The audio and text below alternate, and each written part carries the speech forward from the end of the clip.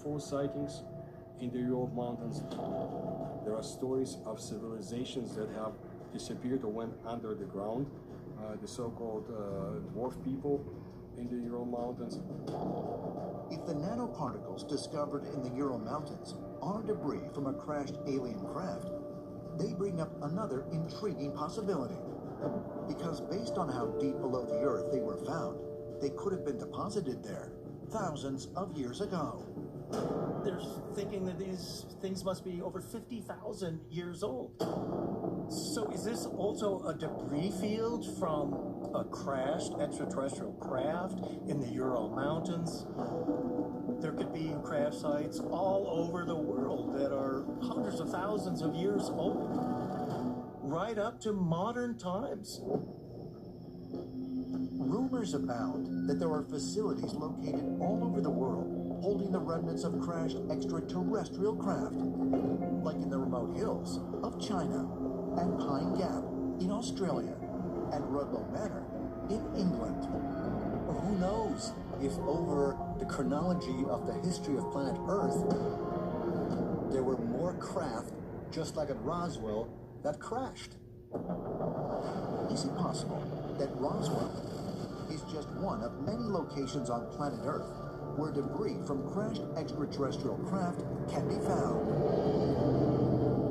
Perhaps further testing that was conducted on the metal fragments unearthed near the Roswell skip site will reveal indisputable evidence of alien visit.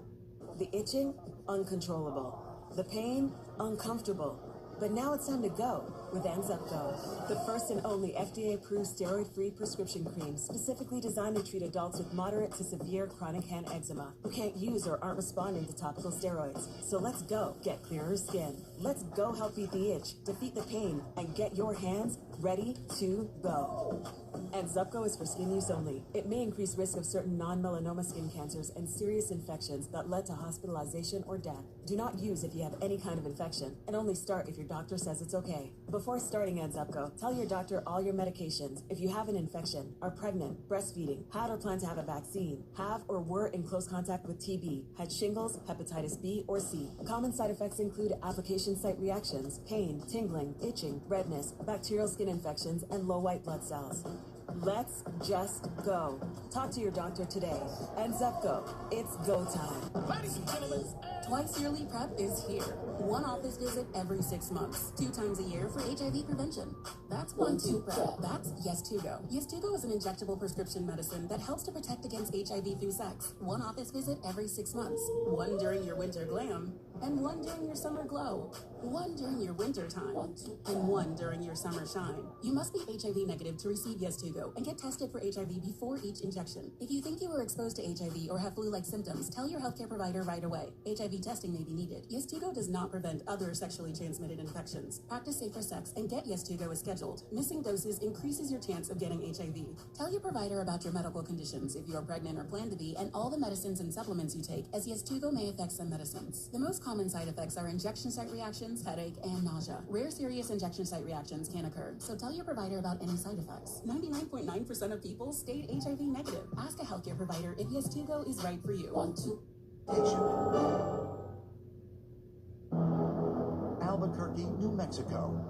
Giorgio Tsoukalos meets Linda Moulton Howe at her home 2 weeks after sending out the materials collected at the Roswell crash site to a laboratory in Dallas, Texas for further testing.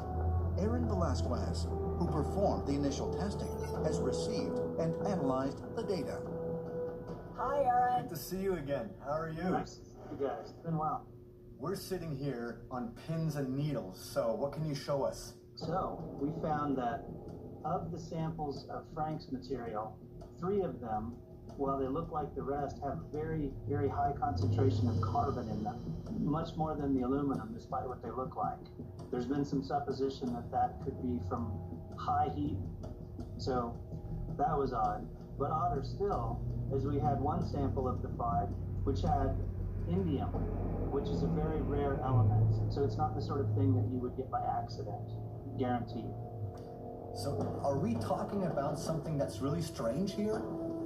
Yes, yes. Well, what about those wires that we found?